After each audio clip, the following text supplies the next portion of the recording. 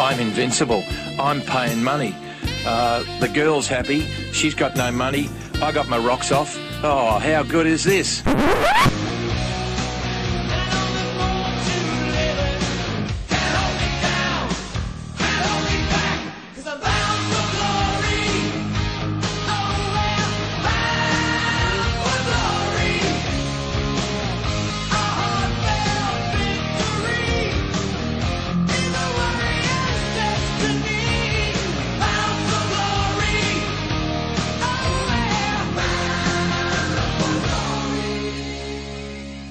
And you're listening to Bound for Glory. We're back for the second week in 2013. It's good to have some footy back. Massive show today.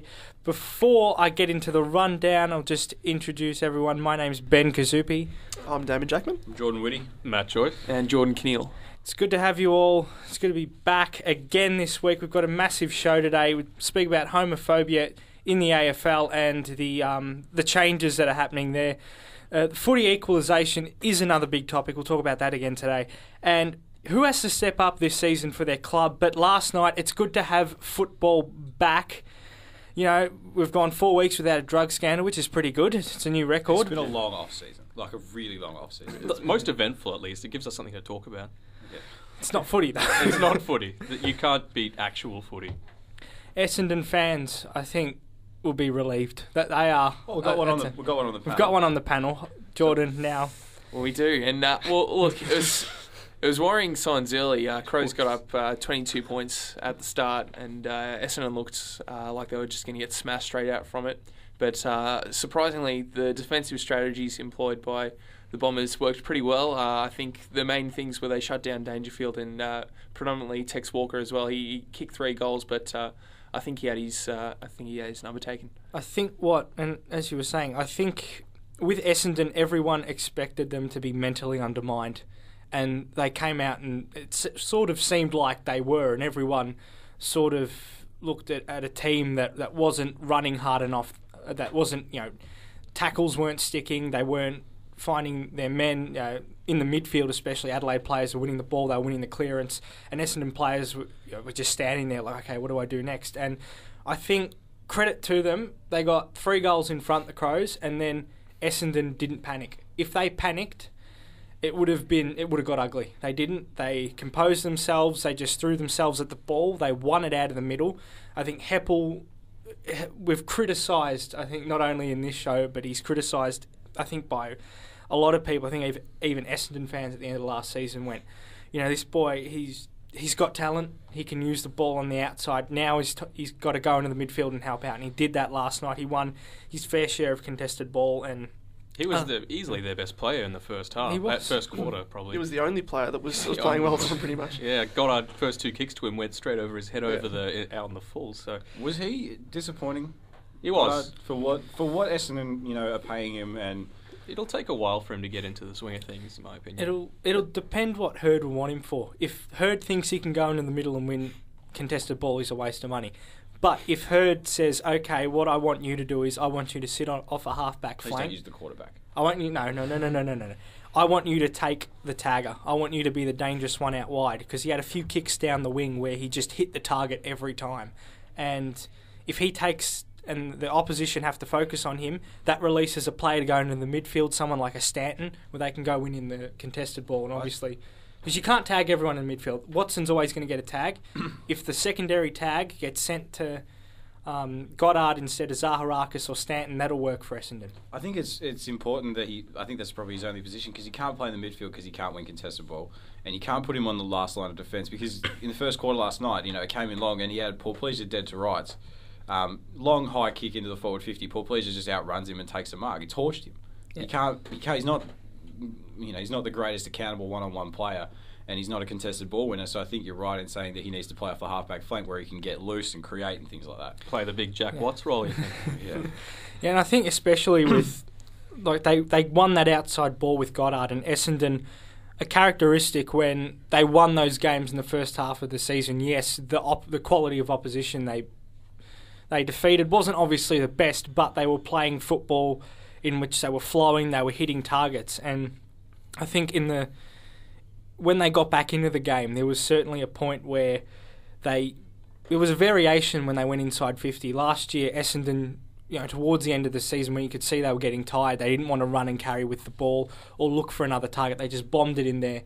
And as Jordan, you'd know because you'd watch them every week, it'd be frustrating because the forwards wouldn't get the best opportunity. Absolutely. I think that's why a lot of supporters were saying to put Hurley in the back line purely because he wasn't doing anything in the forward line. But I think that's a mistake. He just wasn't getting the delivery that he should have. And, I mean, last night wasn't much. He didn't play very well, but I think the delivery was certainly improved. And there was a bit of variation. It wasn't just the one target. I think Davey went wide and kicked a few goals, and it wasn't as if they all sat in. I think at the start of the game when they weren't focused. I think the Dons all sat in a pack in their forward 50. They didn't really move. They didn't lead.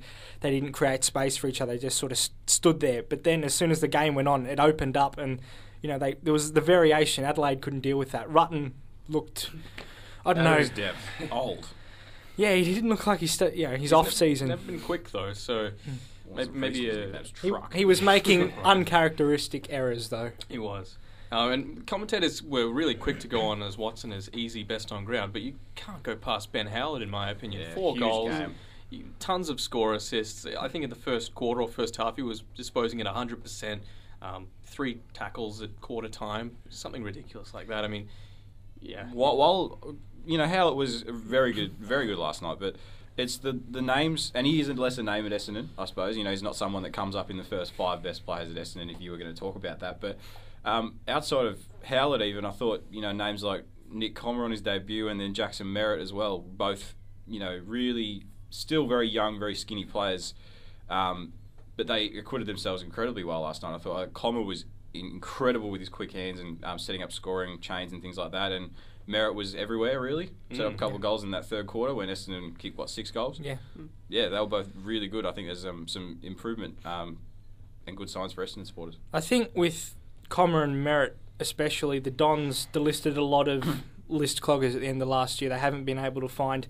They've got this best 10 of really good players that I think would probably fit in any side or get really close to fitting in to top sides. Then it falls away. And what Essendon need to do now is, I think, like a lot of teams that are pushing for top 8 and are pushing for those final spots in that log jam, they need to find their best 22 quickly. And Comer and Merritt were 2 examples of players that went into the side and they did their job very well. I think the 2 of them already, based off last night, would have gone past Travis Collier. Yes. And I want Travis Collier to succeed more than anyone else in the world because he reminds me of Boomer Harvey. But I think last night, Merritt and Comer both showed more than Collier has shown in his entire career. Would you agree? That's definitely true. I think the big knock on Collier is his disposal efficiency. He shanks the ball a lot, whereas Comer and Merritt last night, they were hitting the targets all the time. And they were both probably not as quick as Collier, but they were moving very quick with and without the ball. So I think there's fast and then there's quick. Well, I think Collier is one of the guys that looks very flashy because when he's got the ball, he's running at full pace. But these guys are just I think they've probably got a better motor than Collier as well because they were around the whole game. Also, I think here's something I just want to drop on you, some numbers after quarter time, and just to show how Essendon settled and didn't panic, and how they brought the pressure and really made Adelaide work to bring the ball inside 50. Because in the first quarter they were just moving it with ease. After quarter time, tackles Essendon 56, Adelaide 28. Clearances Essendon 34, Adelaide 25. Inside 50s Essendon 49, Adelaide 35. Disposal efficiency Essendon 72.7, Adelaide 59.8. They really pressed them, and conditions were greasy. It started to rain in that first quarter. And I think that was the period when Essendon knew that, yes, if we just put our bodies on the line, if we pressure them, if we can just get our hands on it in close, we can work our way back into this. And you would have thought with the bigger players at Adelaide, because that's one of the things they're really renowned for, is being this big machine of big players like Scott Thompson. He was not very influential at all last night. And Dangerfield was really shut out of the game by Heath Hocking. It was an amazing performance. Hocking's 10 tackles. Yeah. Immense. Ridiculous. And the question that came to me was, especially since I have Dangerfield in my dream team, he was basically doing nothing after quarter time. So I mean, Sanderson just said, oh, yeah, he's been, at three-quarter time, he actually said in his interview, he's been smashed, all game since quarter time, so we're just going to leave him to it and see if he can beat it. Well, it hasn't been working, so why not try and change the role? Change Dangerfield to be a defensive midfielder instead of the one that's always first to the ball, because he was just getting wrapped up straight away and not getting a disposal away. So And just on that point, what do we take out of last night that Adelaide may... What do we read into last night's performance from Adelaide? Because it's obviously round one. Do we say that maybe they haven't kicked into gear, maybe their pre-season was a couple of weeks behind where Essendon was, or do we say that some things need to change structurally? Because I think I noticed one or two things. What did you guys say? Personally, I don't know about Tex Walker. Yes, he's a gun. He's a big, powerful forward. But I don't know, some of the stuff I saw him try last night, trying to take a few players on at once and, trying to push his way around tackles that, he's obviously not going to break. For me, there was a sort of a tiny element of him starting to believe his own hype.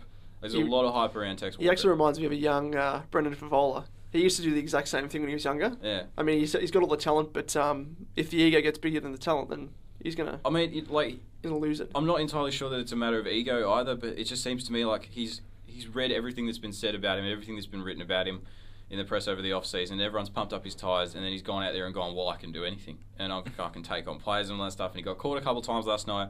Still kicked, a couple goals? Three goals. Yeah. Still, he's going to be a good player this year, but maybe he just needs to, tone it down a little bit. Oh, he's number 2 in the league, according to Mark Rashudo. I mean, yeah. It's ridiculous hype and that sort of thing. But with Josh Jenkins in that half-forward role, could you tell that they were missing Tippett? Yes. Was it that obvious? Because I was wondering when I was watching, is everyone out? Is this noticeable to everyone else? Tippett's not amazing, but he's a good player. He's a good, solid player. But it was more him and Walker, him and Walker together. Yeah, that made him better. I mean, it was really last year. You would say, if Tippett has an off game, Walker will have a good game, and the opposite. If Walker has a bad game, Tippett will have a good game, and that generally was how it is. But, Walker had an off game, although they bombed it to him at every single opportunity. And I don't think Jenkins is at Tippett's level. So I'm not sure there's much that they can do structurally unless they want to go for a smaller forward line. Maybe play Henderson up there more. I think he was playing in the back lines for some time. Where was McKernan? Why isn't Sean McKernan coming into consideration for that second tall People forward? say he's soft. Is that? I think that's the criticism that's been levelled. That's one of them. They don't think his fitness base is where it should be for this point in time. He's just behind, and that's why he's not getting solid best 22 game time. Just call up Angus Graham and... Oh, yeah. Great job. Well, We also have to mention, obviously, Luke Brown has a leg injury. We're Very unfortunate. Not sure how long we'll be out for, but yeah, that's not good for a promising young defender. Especially, again, Essendon a side that need to quickly establish that best 22 if they want to beat other teams in that log jam. It's unfortunate, and it's not nice to hear players get injured round one, and it's even worse when it's a young player who looks like he could be something. Essendon or Adelaide? You said Essendon. Luke Brown plays for Adelaide. Sorry? Luke Brown sorry, there was an Essendon bloke that got injured last night. Alex Brown. Alex Brown, that's right. But one player coming back from injury, Andy Otten, played really well in my opinion. Was cutting off everything, playing the third man up a lot of the time. Well, he was... what year was it? I'm not sure what year it was, but the year he was eligible for the Rising Star, people were talking about him as a possible winner, and he was, top 2 young players in the league and all that stuff, and then I think he broke his leg. Did his knee as well. Did his knee or something like that, so yeah, he's back, I suppose. It's very early, but he's back. I think he's back! On Otten, I think at the start of his career when he was very promising, he was fantastic offensively, but last night he was he was playing really well as a shutdown defender. He was just killing the contest all the time, and I think that's really important because that's Adelaide's game plan in the back half. Talia, Rutten, neither of them are very good offensively, but if they can shut down the forwards, they're doing it well. My favourite part of last night. Sorry, George. I was going to say one Jordan to another. What was your opinion on David Myers' game last night? Because he did something in the third quarter. I think it was the third quarter. That for me showed that he's. He could finally maybe be starting to show signs of being, the top 6 player that Essendon drafted him at. went through a couple of players and then left foot into the 50, hit a target, things like that. It just small signs. Like, where do you think do you think it's his season this year? Do you think he could have a good one? Well, I don't think he'll ever go into the top 10 or 15 players at Essendon, but I think this year he has to establish himself as best 22, and last night he certainly showed that. I mean, he's got a fantastic boot on him, and he's definitely big enough to play as an inside midfielder or an outside midfielder. I think it's imperative that we don't play him as a key defender because he's not that. And I think this is his year. Big call. That is. Okay, on that one. Here's another point of contention from last night. That sliding rule. What the hell was that? That's yuck. It was Davey playing for free. Is this what it was? At Kevin Bartlett 29 on Twitter. That's where you should be sending your feedback. Oh, I did. Oh, yeah. Oh, fantastic. In fact, yeah. Kevin, if you're listening, pal, you can go to hell. It is going to cripple this league. You know what's going to happen? Like, players are just going to stand there around the perimeter of the ball, waiting for players to just come and dive in and grab the ball. That's all it is. And players like Dangerfield will really suffer.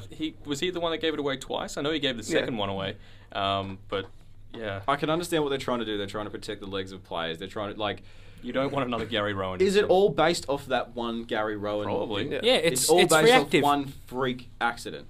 It's reactive. On a wet ground with stud sticking and a broken ankle.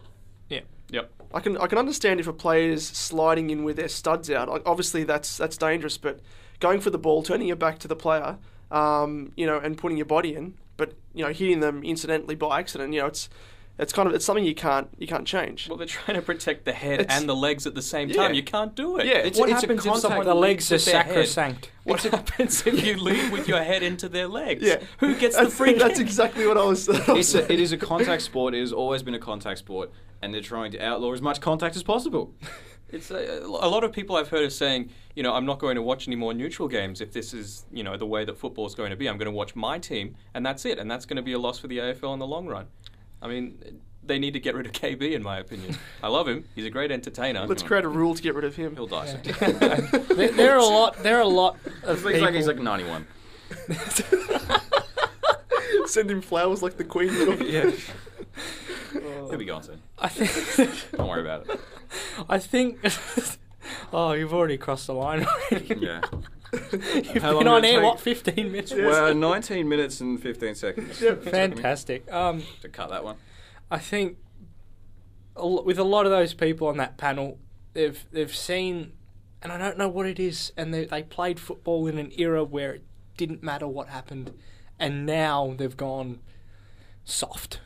I can't. I know this is a discussion for another day, but Jesus. But the Christ. thing is, this has never been a soft game.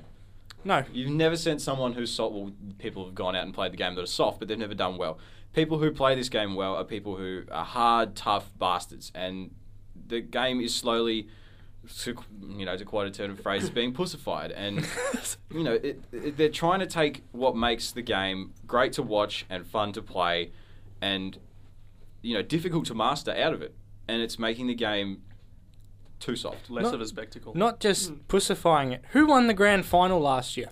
Hard, tough bastards. Hard, tough bastards. They are a team of hard, tough bastards. That is the sort of football that wins you games. Teams, as you saw last night, if you now, with obviously the rolling maul, to steal a phrase that Kevin Bartlett likes using a lot, basically that sort of style, if you can master winning a lot of clearances, if you can lay the most tackles, if you can win all the contested ball, you usually end up winning most of the time. I'll put it out there. Sydney will not win the premiership this year because of that rule. Oh. Maybe not because of that rule. Maybe not because of that rule. I think West Coast. Don't care. That's my call. Well, the West Coast will find a way to exploit it. They've found a way to exploit the. We're just digging the boot in early. We are. We're not even on air yet. Speaking of, are we going to go into West Coast now or later? No, we'll go. There's no need to go to West Coast. We went through that last year. I think it'll come up again. Anyway, I think we'll move on to our first point of discussion. Jordan, if you would. Yeah, we're going to be talking about homophobia in the AFL. I mean, we all know that the AFL's got a macho culture, and unfortunately, homophobia has been something that you can't really shake from the supporter base and potentially inside clubs too. Not too sure about that. This culture, much like Australian politics at the moment, it's quite far behind counterparts across the world. In 1990, the first top flight English Premier League player to ever come out of the closet, not only to he came out to clubs in the early 80s, but in 1990 he did a press conference where he came out and said he was openly gay. Justin Fashanu, he used to play for Man City, Newcastle and Norwich. The very next day he copped so much flack. His own brother came out to the press and publicly disowned him. Fashanu was tormented by crowds, and after that his career pretty much went down the drain. No club would give him a chance purely because I guess just the negatives around him coming out. So during the week I interviewed Kel, the administrator of the Facebook page Wipe Out Homophobia, and I found it interesting that he said he doesn't think gay athletes should have to come out not only to the public, but they shouldn't have to come out to their team either.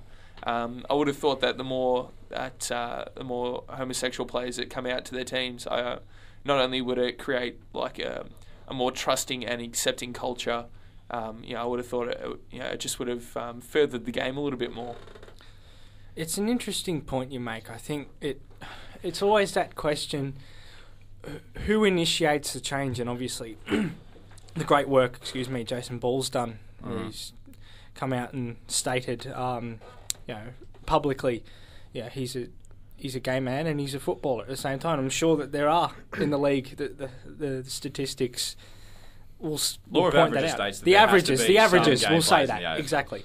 And the thing is, you need to say, okay, and this is another debate: is it all right for him to keep that, or anyone to keep that to themselves, or should the change come from society? Because from the outside, changing the obvious legislation allowing gay marriage, is that where it should come from? And then the public stigma will shift, which I think it already is. But obviously, as you said, it's still an issue in sport where obviously a macho culture exists.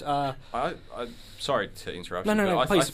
I think that what you've just said, even society has changed a lot. Even since when was Fashanu? When did he come out? 1990. 1990. Like that's 20 years ago now. Society's come a long way in 20 years, and I think that if Fashanu were to come out today to the English Premier League, I think you would still have that minority that was very negative and very harsh towards homosexuals. But I think he'd be much more accepting these days. I think there would be clubs that would take a punt on him if his original club released him for being homosexual, which is just a gross violation of human rights in the first place. But I think, society's come a long way since then.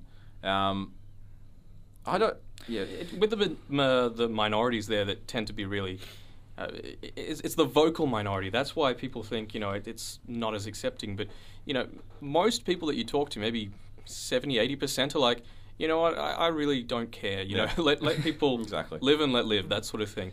But it still will be a very ballsy move, whoever is the first AFL player to come out. I mean, like this is something that this discussion could be had for hours. We could sit here for hours and have this discussion, but there's always going to be that hateful minority that exists, and there's always going to be people that, like, I'm sure if say random player X at Richmond came out, there would be, law of averages again states that there would have to be players that play for Richmond that would not want to play with the player that came out because of their own personal views or whatever, and that won't change because people will always have their own personal agendas towards this kind of stuff. And I think also with the coming out aspect, I think especially in this case study with Justin, what happened in his career, because I remember, because I was reading up on this too, he never settled after that. As you said, a lot of clubs didn't want to. He actually came out to Australia, played for Adelaide City. He was loaned out in the NSL, and he just never fit into a club again for a period of time where he was stable. Was he any good? He started out at Liverpool where he was, and he scored a few goals, and he was very prominent in...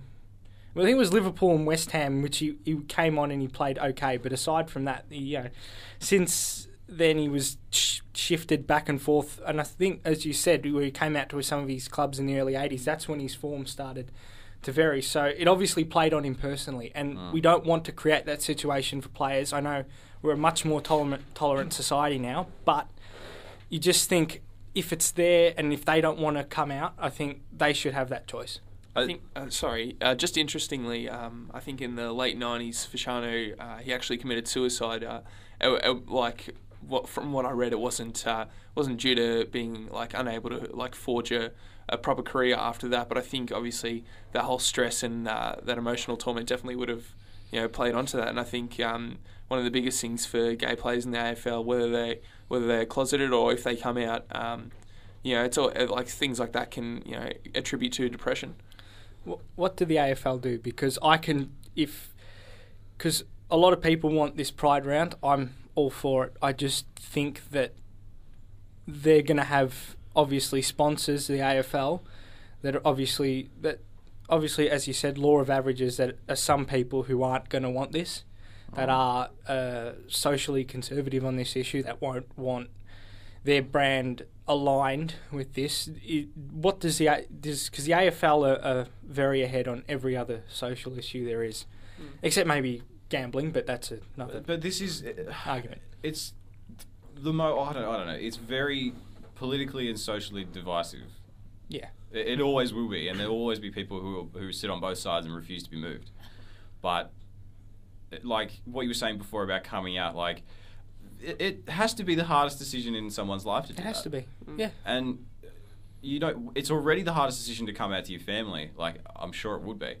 But then to have to come out to a professional sporting organisation and to people you see every day and people you play contact sports with and all that stuff, it would compound the difficulty of that decision tenfold, 20-fold. Yeah, because I think as a heterosexual person, it's not an issue your sexuality when you're a heterosexual issue. It's not openly discussed. It's not something that is a point of topic as now. No, and I think it's sort of sad in a way that it has to be like that.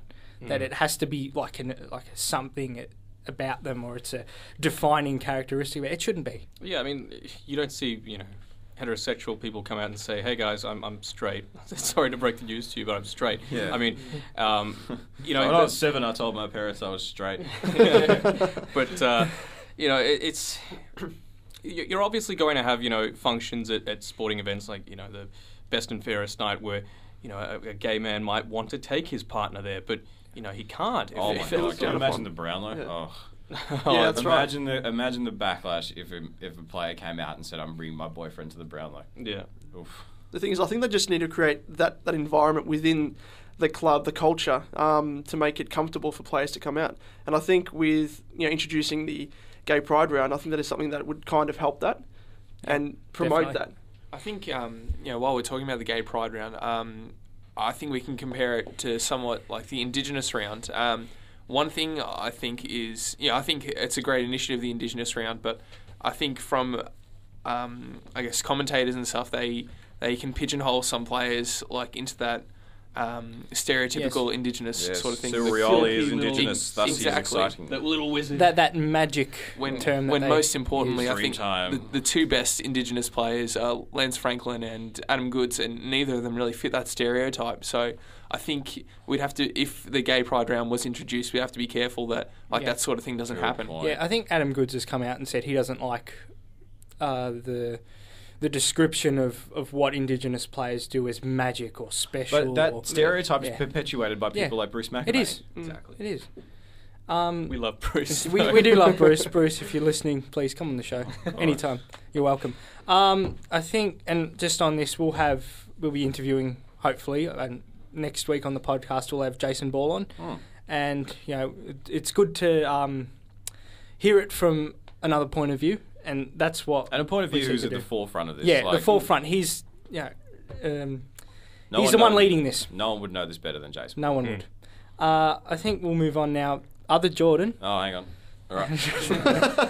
And this is probably this next topic is something that I think will be reoccurring throughout the year.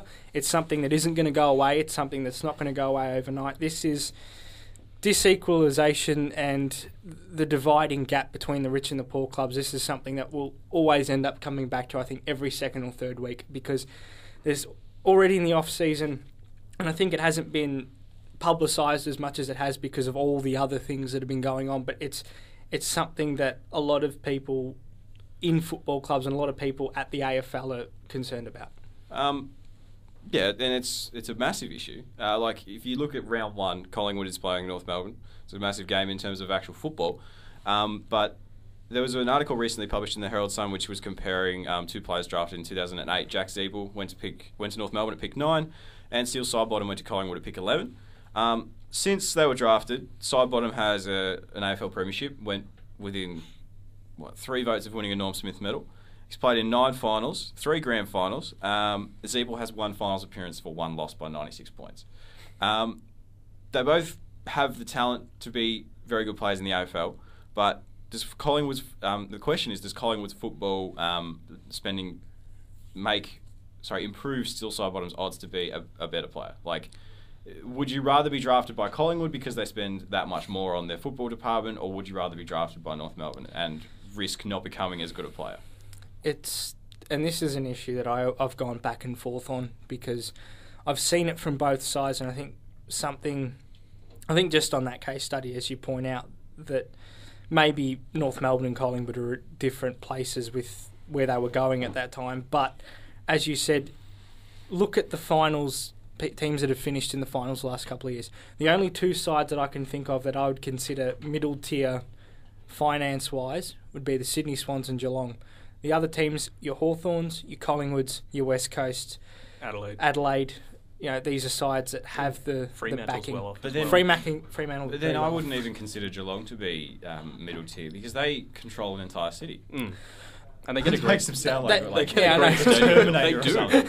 Key to the city. Have you seen like Cameron Link's pub and that sort of thing? I think I was looking at a meeting the other day. They're well into the middle, and they've come out and they've openly said there needs to be equalisation. Brian Cook came out, and to his credit, and he said, we're a middle club and we think that this is the way the AFL should go. And I think what the big teams need to just see from this point of view, Eddie Maguire did an interview on SEN during the week in which he spoke about this at length, I think before he went into the meeting. He said basically that teams need to find a way to make money, around what the current established order is. And what happens at bigger clubs, they need to realise that the 2 biggest factors in who's rich and who's poor is the fixtures, the airtime, It's not just on field, off field as well. Airtime, scheduling, and then it's the stadium deals. They're the 2 biggest things, and this is something I don't think the big clubs get. If it's something I object to, it's the way that most of the money is being made, that they haven't figured that out yet. That's something they need to focus on. And there was a proposed, I'm not sure if it's truthful, but it was in the paper during the week that they wanted to have a 3rd boutique stadium built and upgrade maybe Princes Park or Punt Road Oval. You can't upgrade Punt Road Oval. It's got no room. Yeah. No, it's got no room. Yeah, and no the same room thing at with all. Princes Park as well. They've torn down, I think, a couple of stands for to actually facilitate the new gym and everything. So, I mean, the capacity will be half or 3/4 of what it was. I remember going to games at Princes Park when it was Optus Oval. Yeah. I remember Simon Beaumont kicked 8.5 against the Hawks. I remember that. I was there. As was I in the garden stand. Yeah. I think there's even, I don't think if you guys have seen it, but there's plans, the West Melbourne rail yard. Oh, yeah. Near the big wheel, Ferris wheel that doesn't work. At the back of Docklands. Where there's no room there. There is room. Well, I mean, where there's nothing there. There's nothing there. And it is a wasteland. It is a wasteland. And I think...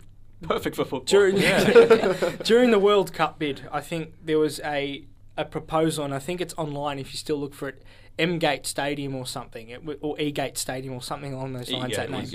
E-Gate. And I think that this was the alternative that many people saw, if Australia got the World Cup, or if this and this happened, this is the alternative, this is where the smaller clubs can go and where they can make money. And obviously that's not happening now, because there's Qatar is so worthy. Qatar, yes, yeah, that's another kettle of fish. Wow. When does Etihad Stadium become available for buyout? 25, I think. 2025.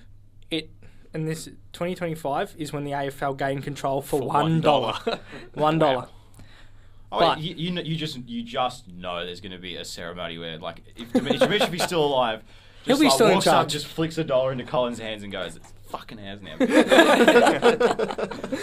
Yeah, I mean, the negotiations started for it early, and a lot of clubs are pressuring, I think even the richer clubs, because they want this off the table, because they know that the profit they're making is at risk as long as this issue is on the airwaves and is getting out and is becoming more prominent as it is. Something that I was like tossing around in my own head was, and I don't know the figures, how much would it cost to buy Etihad Stadium out now? Right now. There was an article, it was $250 million. $250 million. Right now. Right now. Why wouldn't you lobby the club, every club in the AFL, why wouldn't they lobby, how many clubs? 17. Who's good with quick maths? 250 divided by 17. Oh, come on, Joyce. Let me get the phone 14 or something? 14. $14 million. Not everyone has $14 million. I know not everyone has $14 million, but Eddie Maguire has a lot of money. He's got 250 million. He doesn't have 250 million, but there's surely there's got to be some sort of community feel that exists. 14 that exists between the clubs where they can pool their money, and it's better for the AFL in the long run. It's better for all 17 clubs in the long run. Obviously, they probably wouldn't get anywhere near $250 million if they all pooled their money, but. I mean, does it go down as we approach? Like in 5 years, will it be $100 million? It does go down. It does go down. It's just the length of time. Yeah. There's maybe once you pass like the 10 years left mark, so maybe we can look at buying it in 2015 or something like that. It might lesser price. Yeah, it might drop down. We just need to lobby some very rich people who love AFL. Just Eddie Maguire. Get him to fund the entire thing. Clive Palmer. Clive Palmer. He'd buy it. Apparently he loves the Bulldogs. Turn it into a shit, but... Speaking of the Bulldogs, haven't they been offered to, like, $750K around to play home games at Simmons Stadium down in Geelong? Yeah. Wow. So that's, that's I don't think they'll take it, though. I don't think... West. They should. They should, but I don't think they will. And I think just with... And that's where it comes in again. Like, North get offered, what, $700 a game to go play down at... Tassie, and then we had that whole shambles with the AGM and the We Are North Melbourne guys, which is a completely different topic. Yeah. But again, it's forcing clubs to go out of their natural zones and out of their comfort zones to make money to stay viable. Cairns. Well, you haven't won, and you've just continued to lose to Gold Coast. This year. And you're a rich club. Don't give me that. We're not a rich club. We get funding from the... Richmond's part of the original Big Four. All for the money. But we got a lot of money from the Equalisation Fund or whatever it was, so I'm happy. The Fighting Tiger Fund. No. Save our skins. The one that the AFL gave, money to people like, this will make everything equal. Give North Melbourne $3 million. Speaking of which, that cost of living allowance Sydney get AFL paid, AFL funded. You got to remember that the Equalisation Fund is done in a way in which teams that, and this is something that I keep arguing with people and they don't listen. Basically, if you want to play Anzac Day, if you want to play the big games, the big Friday night opener, Richmond Carltons, if you want to play that, you're not going to get the same amount of money from the AFL as a North Melbourne or a Bulldogs. If you surrender that time slot, then the Bulldogs, North Melbourne, St Kilda will get less. If you surrender that time slot to them, then they've got more viable opportunities to make money. And the way the equalisation funding works is the more games that they play where the AFL deems the schedule makes them more money, it goes down. So say if North Melbourne played that opening game or the Bulldogs played that opening game, they get I was looking at the figure, it was $7 or $7.5 million a year. It would go down to $5 million. Whereas your Collingwoods or your West Coast, they only get 3.5. So if you, and this is again, I have to keep pointing this out, if you want a favourable fixture and if you want Anzac Day, you can't complain when the other team gets more, from the AFL. That's how it works. If you won Taslotto, how much money would you give to your club? Depends how much I won. Yeah, it would depend. Let's top it out at, say, $35 million. How much money would you give to your club? $5 million at least. Probably 3 or 4, 5, yeah. Well, you guys are not as generous as me. I'll give 10, I'll see. Well, it depends. It depends on the money need at the time. So. Fair enough. Guys need a spaceship. And private jet. The second part of what I was going to talk about, which I didn't really, which you sort of interrupted me about, sorry. Dammy. No, sorry. If you look at the injury list for the two clubs, Collingwood, North Melbourne, for round 1, Collingwood won't have Luke Ball. They won't have Dale Thomas. They won't have They might not have Ben Reid. They might not have Darren Jolly. North Melbourne have every player on the list available to pick from, with a crapload less football department spending. And Collingwood spend the most money in the AFL. They won't have 4 of their most important players. Sorry, just one thing. Just going back to what you said about would you rather be drafted by Collingwood or North Melbourne? Yes. I would rather be drafted by Collingwood because I've heard things of like in their first or second year or third year, each Collingwood player has their own personal assistant coach, and it's something as ridiculous as that. It's like that. Whereas some clubs would have just maybe shows like they've got too much money. 4 or 5 for the whole list. I mean, it's quite ridiculous for every single young player to have their own coach, and obviously that does translate to better performances on the field. I mean, it could depend on how good the coach is, but all that extra attention that they're getting is surely only beneficial for their development. I did not know that. That is, wow. Yep. I think even as you pointed out, that is something that was brought up at the AGM actually. Carl Delena at the North Melbourne's AGM meeting, Funky Carl, he basically stood up and he said in 2011 or 2010, a total of 188 matches were lost to injury, and most of them were soft tissue. And he said if we make our medical department as best as it is, we can compete by keeping our players on the field for longer. In 2012, North Melbourne players only missed 43 games through injury. And most of them, they weren't soft tissue injuries. Most of them were Lee Adams. Yeah. Good old yeah, Patch. exactly. And that's the way the poor clubs have to go now. If you keep your players on the field for longer, that leaves you with the best possible chance of competing. Very good. Very good. That's the way it is. It just dropped Business off the model. conversation. Yeah. We're done? Oh, are we done? Are we have done? other things to talk about. We have other things to talk about. I think, In terms of equalisation. of course, the guy who we are. supports the rich clubs. Are we done? I'm kidding. I'm We don't kidding. talk about We're this. big four, we're not rich. We've fallen apart already. We're only 40 minutes Fast in. shambles. Or fast shambles. All right. Okay. What have you got? You've got who needs to Youngsters. step up? Who does need to step up? Well, youngsters need to step up, especially from Gold Coast and GWS. I mean, Guy McKenna's gone on record saying that it's these young midfielders that need to really take up the slack because Gary Ablett's not going to be around forever. He was getting how many possessions did he get last year? Was it 53? Yeah. That he got against Collingwood, MCG. So You this sure? year's really for the Harley Bennells, the Dion Prestiers, the David Swallow, Michael Riscatelli, those younger players that really need to Riscatelli's not that young. younger. He's pretty old. Will be around for longer than Ablett. Yeah. He's like Maybe. 25. Yeah, he's 25. He's not as old as. Yeah. So, I mean, it's these sorts of players that'll need to get, in and under. And I think there was a statistic that Gold Coast won more than they lost when Ablett wasn't playing because they did have to go and do these things for themselves and they had to take on the pressure themselves. And they're not always looking for him out the back. And they're as not always they looking for always him out are. the back. So, I mean, McKenna said that Ablett will be used as a finisher this year rather than a provider, which, it can only be good. I mean, he's silky smooth and I still don't see how he can kick at 60 metres with such a little man. If you want anyone in the league to finish for you, you'd pick Gary Ablett. Yep. So good. It's such a good player. That's a topic for another day. I wouldn't pick Ablett. Who would I pick? Not Ablett. Someone else, but continue. Are we Sorry. talking about like a running shot at goal? Are we? I don't know. No, from a set shot. From a set shot. Okay, I think this is. No, but you're right. No, there are other players. Still No, he's remember right. that snapshot goal at Skilled Stadium, I think it was? Yeah. And he's put his arms up in the air. He's like, So yeah, good. I don't know how I did it, but I did it. He knew. He meant that. Yeah. He knew it as soon as he hit it that Yeah. it was going. Oh. Who else needs to step up, Matt Joyce? Who does need to step up? Well, basically, like GWS, they've got a fair few senior players that they recruited upon their inception. Your Luke Power, your Dean Brogan, your Chad Corns, and Power's retired. Is he an assistant coach for them now?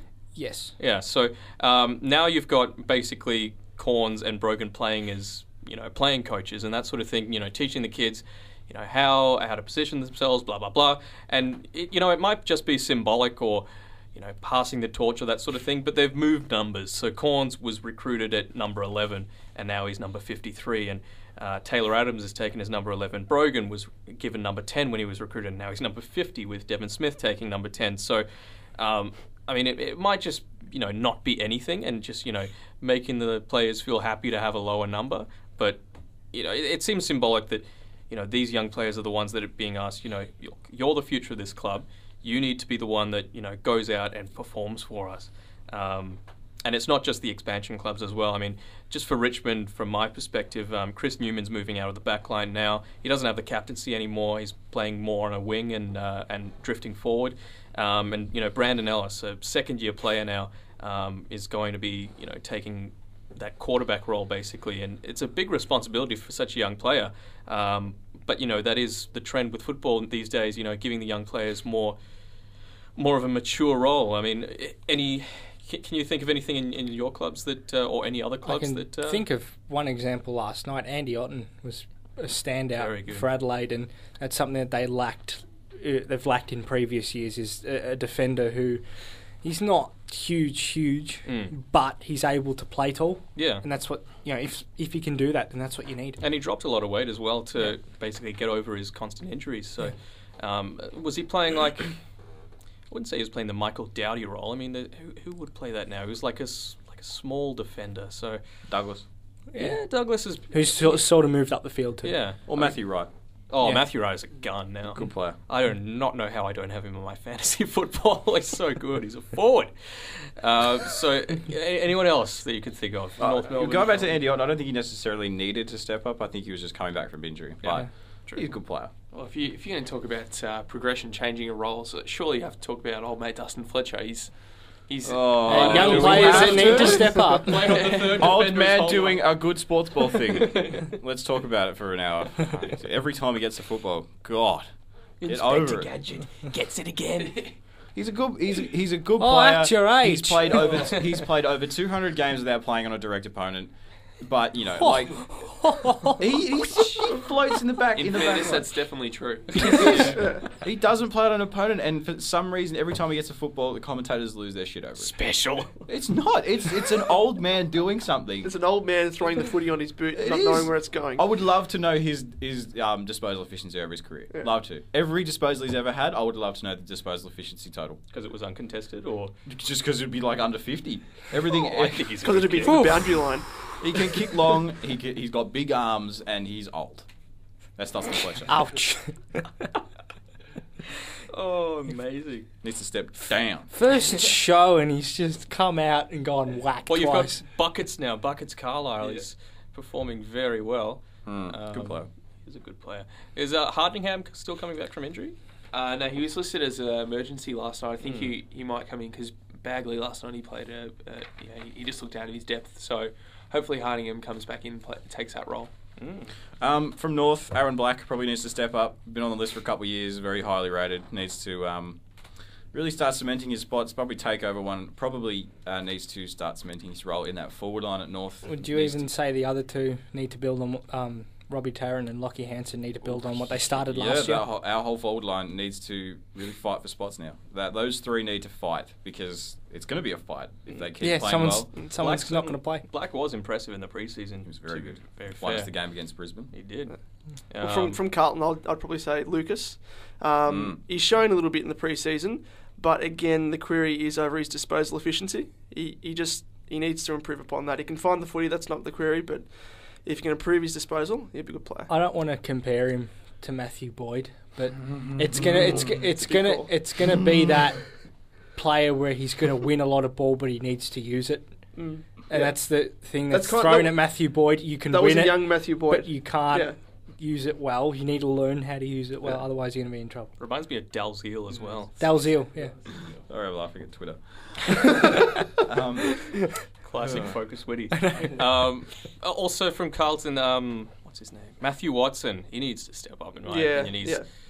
He's serviceable at the moment, but he needs to come on. I mean, he's a key position player, so give him time. But he's probably one to look out for. Jamison's kind of the one that's steadying the ship down back, but we need another.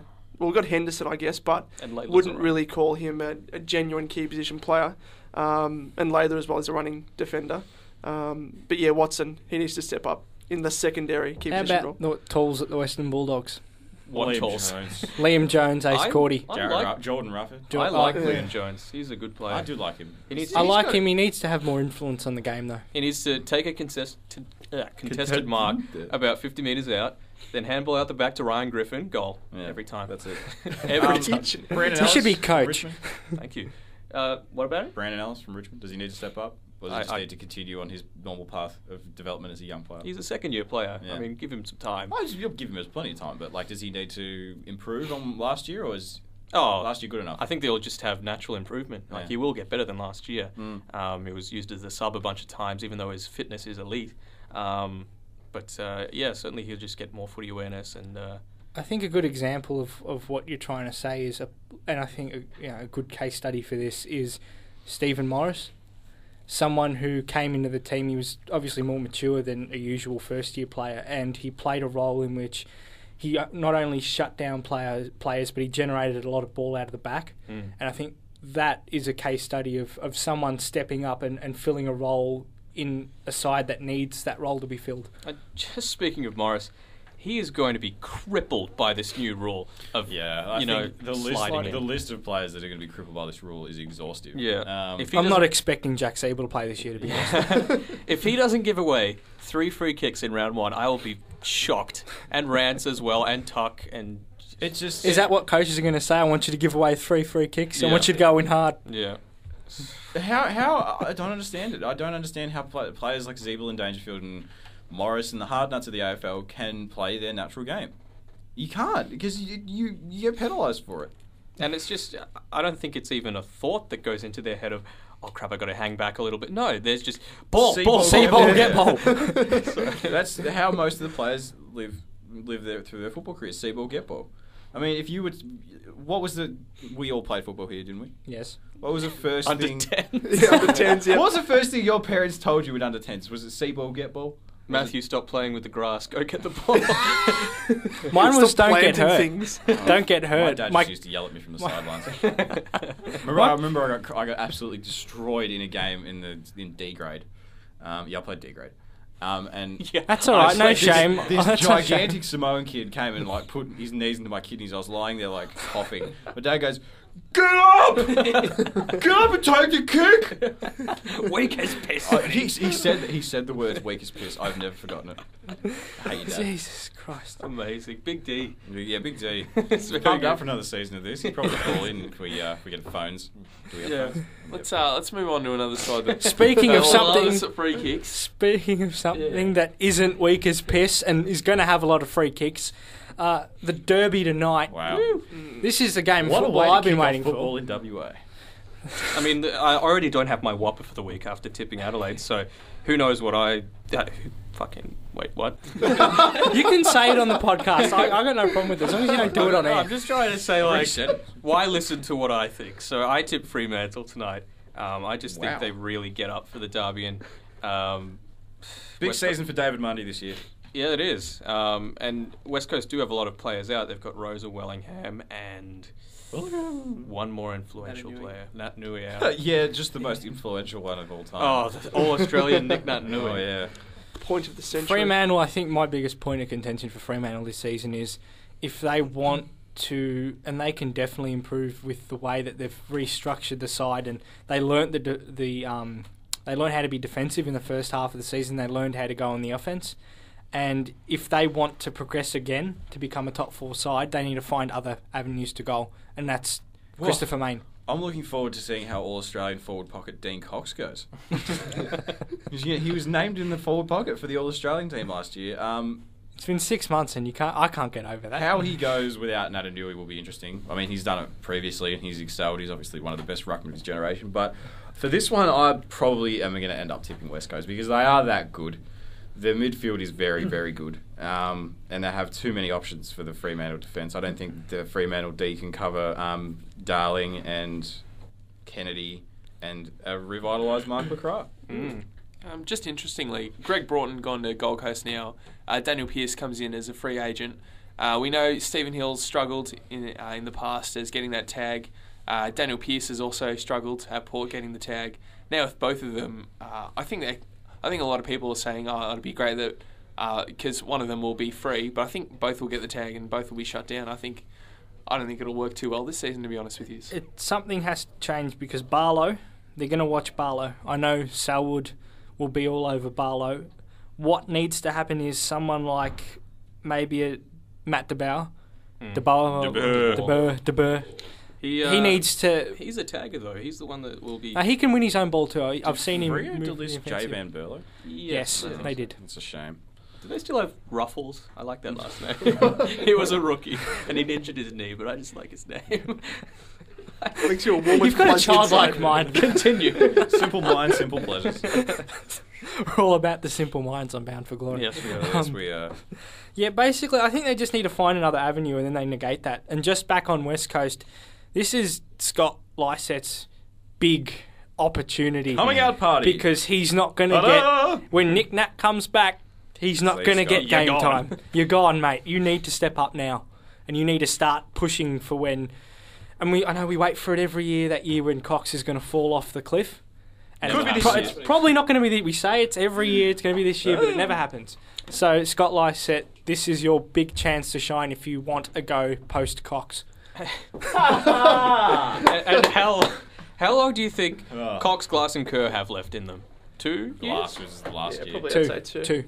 Yeah, because, that'll be 3 very big roles to fill. I mean, Kerr's on the park for about half the season anyway, but Glass will certainly... I mean, you've got Eric McKenzie down there. But he's not a Glass. Yeah, Will Schofield. I just love that West Coast midfield. The Selwoods, and then you've got Prittis and Shuey, and then you've got Embley and Gaff. It's just fantastic. Old mate Nat Fyfe coming back from an injury-riddled 2012. We love the knife. Love him. Mac for Fife. It could be a big year for him, I think. Everyone was talking him up last year as a Brownlow favourite, I think. Well, the year before that, or a future Brownlow winner.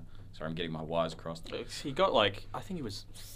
by the captains, 3rd highest vote for Brownlow or something like that. Which is ridiculous for how long ago was that? How long ago was that? Was that? No, this was this year. This year, God. yeah. So As a young player, I'm looking forward to seeing him go about it because he is that good. Yeah. I think we'll just go around the panel. Jordan, who do you think's going to win this? I'm going Freo. Yep.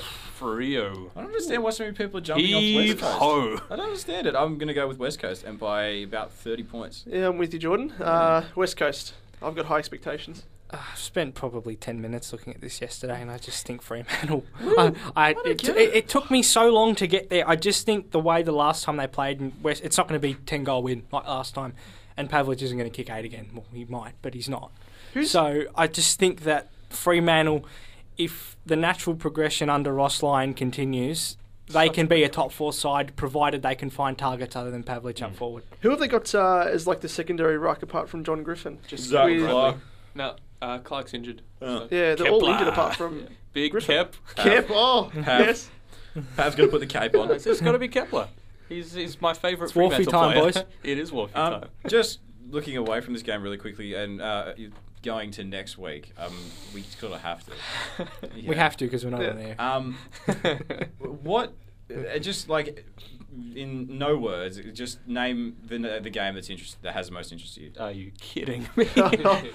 Outside of the one with your own team playing in it. I refuse. Oh, Hawthorn Geelong, obviously. Yeah. I was going to say, it has to be the Hawks and Geelong. Yeah. I'm sorry, I'm going Richmond Carlton. Yes. Yeah. There's just too much for both coaches who have the weight of the world on their shoulders. And it shouldn't be that way in round 1, but just the way it's happened, it is Richmond. It's that natural progression again that they've made, and I think all the stats.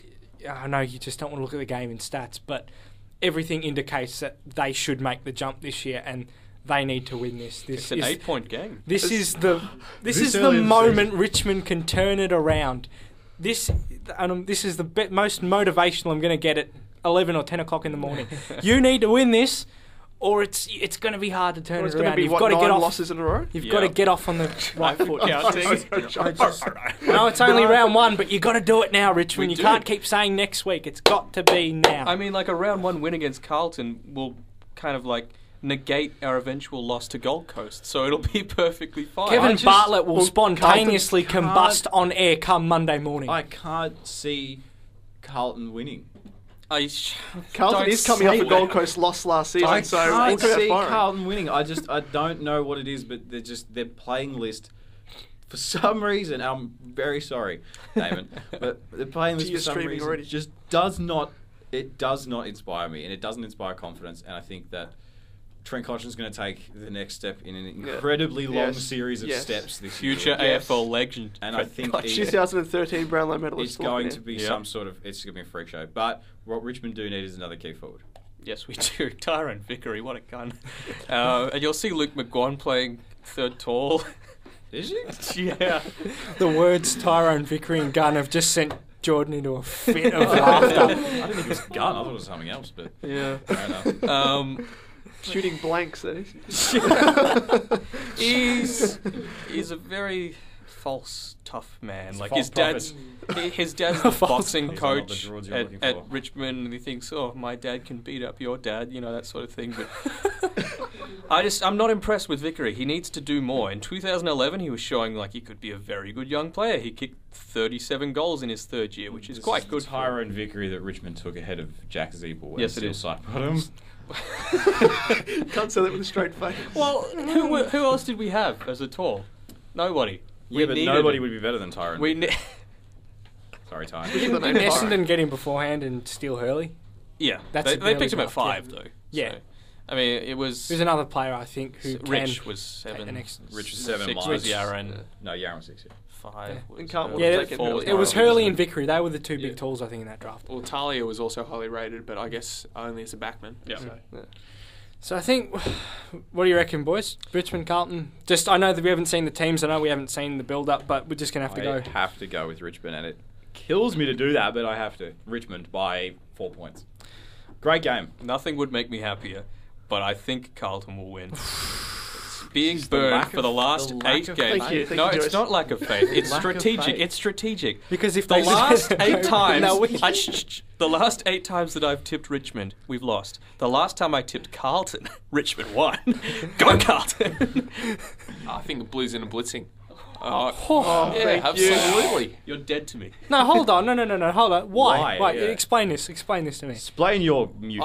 I think Eddie Betts is just going to come out, kick 4 or 5, and It's Steve Morris. We got Morris. He'll dive into his legs. He'll give away all the free Concede 50 kicks free for Betts to kick goals. I honestly cannot see Richmond winning this game, and I don't know what it is each year. Usually I'm all about Richmond, but this year I think Carlton's going to kill them. Carlton, as Jordan said, Carlton's list does not inspire me with confidence, but Mick Malthouse isn't something Does. you sneeze at. What- He needs, if he can What- formulate a way What? that he can use.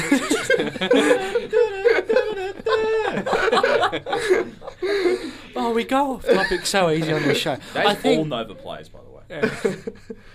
I think if anyone can find a way with that list to formulate a win against a side that looks better on paper, it's Mick Malthouse. But Master So, tactician. so I'm going with Carlton, but I'm going to say Richmond. Stop saying next week. Make the jump now. I mean, the one thing that could make Richmond possibly win is that Carlton A won't- massive blind tornado that wipes out Carlton's headquarters before the game. Carlton might not be used to the game plan under Malthouse still. That And yes, very much. They did play in the grand final, but they didn't look that impressive, They got and that was the whipped. highest stakes game that they've had so far. So I think you're right. It's going to take a little while for Carlton to get used to the the new game plan. They showed a few signs in the pre-season, apart from the grand final and the loss against Adelaide. But yeah, I think it's going to take a little while to gel. I reckon it's going to be a close one. I must admit, I never go into the season every year. I never go in confident. Always put on like a false front, and I'm scared of Richmond. Very scared, especially Koch. But Koch is so cool. yeah, I reckon it'll be a close game, 50-50, but hopefully Carlton wins. On that note, This is what we've fellas, got time for. it's been real. It's been fantastic. We're not on next week, are we?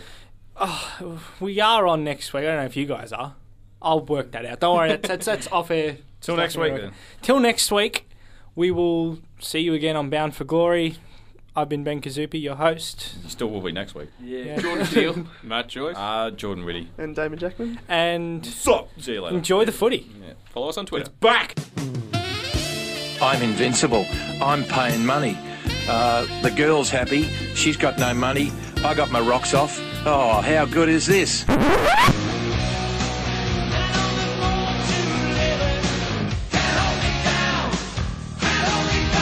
Cause I'm bound for glory.